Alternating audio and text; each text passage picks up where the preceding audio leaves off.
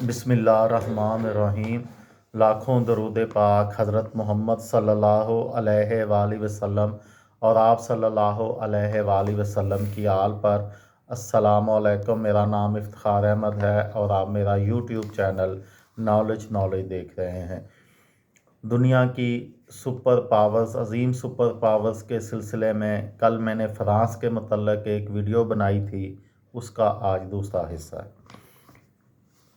ابتدائی فرانسیسی فتوحات نے پورے یورپ میں فرانسیسی انقلاب کی بہت سی نظریاتی خصوصیات برآمد کیں۔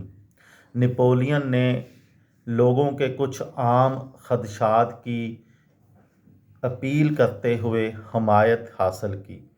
فرانس میں ان میں قدیم رسم کی بحالی، بوربانوں اور ملک سے فرار ہونے والے مہاجر، شرافت کی ناپسندیدگی، انقلاب کو الٹانے کی کوشش کرنے والے غیر ملکی بادشاہوں کے شبہات اور جیکینز کی خواہش کہ فرانس کے انقلابی نظریات کو بڑھاوا دیا جائے کا خوف شامل تھا۔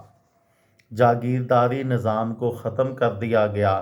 پولینڈ کے سوا تمام مقامات پر اشرافیہ کی مراد کو ختم کر دیا گیا اور پورے براعظم میں نپولین کوڈ کے تعارف نے قانونی مساوات میں اضافہ کیا، جیوری نظام قائم کیا اور طلاق کو قانونی حیثیت دی۔ نپولین نے متعدد یورپی ممالک کے تخت پر اپنے رشتہ داروں کو رکھا اور بہت سارے لقب عطا کیے، جن میں بیشتر کا خاتمہ سلطنت کے خاتمے کے ساتھ ہی ہو گیا۔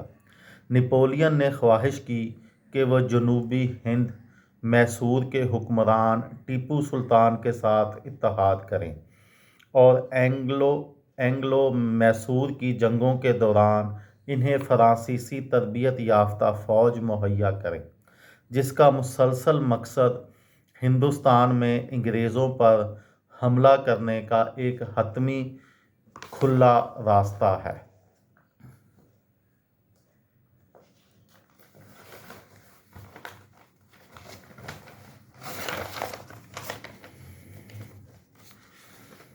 مورخین نے اندازہ لگایا ہے کہ نپولین جنگوں میں ہلاک ہونے والوں کی تعداد 5 یا 6 ملین افراد یا فرانسیسی سلطنت کے مضامین کا 15% ہے۔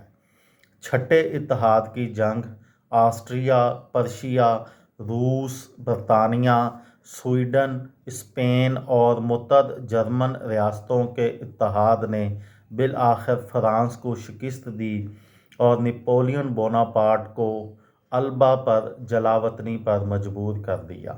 نپولین کے روس پر تباہ کن حملے کے بعد براعظم کی طاقتیں روس، برطانیہ، پرتگال اور اسپین میں باغیوں کے ساتھ مل گئیں۔ اپنی فوجوں کے تنظیم نو کے بعد انہوں نے 1813 میں نپولین کو جرمنی سے نکال باہر کیا اور 1814 میں فرانس پر حملہ کیا۔ نپولین کو بوربانوں کو ختم کرنے اور بحال کرنے پر مجبور کیا۔ یہ تھی میری آج کی ویڈیو۔ کسی دوست کو، کسی بھائی کو، کسی بہن کو فائدہ ہو تو مجھے دعاؤں میں یاد رکھیے گا۔